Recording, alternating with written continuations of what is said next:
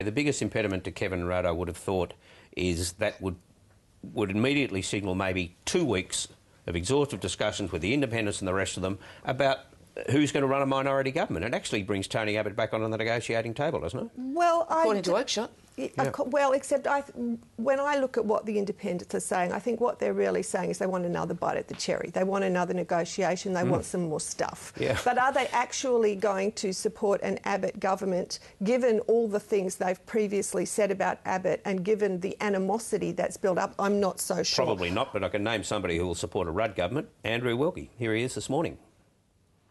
I would not negotiate a new deal with Julia Gillard. That's over. I am open-minded about Kevin Rudd. And look, I'm favourably disposed towards Kevin. I think he's a pretty decent character.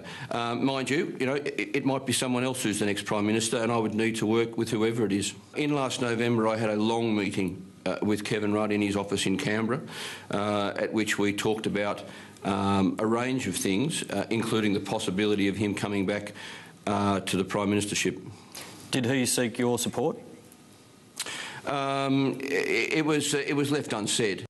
Well, not everything was left unsaid. What that confirms is Kevin Rudd was campaigning for the leadership in November. Well, of course, despite all of his denials. And of course, bizarrely, when we're talking about independence, he's also got a very close link with Bob Katter, who's really at the other pole of Andrew Wilkie. So clearly he's been duchessing these independents to set himself up for the moment that's coming. And Windsor and Oakeshott have been clear that some people in the Rudd camp have been talking to them as well. So clearly this has been going on for a bit. But interestingly there, Wilkie being predisposed to Kevin Rudd was the one allegedly going around to the Labor MPs saying, I'll get rid of the Wilkie gambling reforms. You don't need to worry about that. We'll get them off the table. You're looking for consistency in all of this, yes.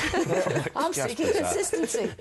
But I think this really shows what's going on here is how much politics in Australia has become such a mess. Raw politics is really consuming basically the direction of the country right now, and I think the Prime Minister's one of the big problems is Prime Minister's leader has no authority.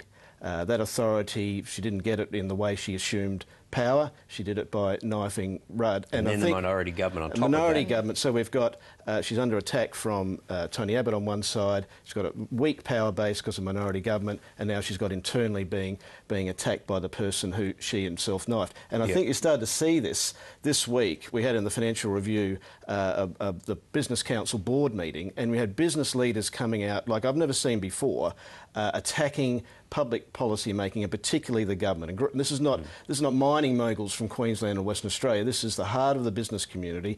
Graham Bradley and Tony Shepherd, past and present presidents, saying it's an anti-business government. And this week you also saw the banks defying the Treasurer and defying the Prime Minister and lifting interest rates independently. And we will get back onto that topic a little later on to see whether they've really got a whole lot to whinge about.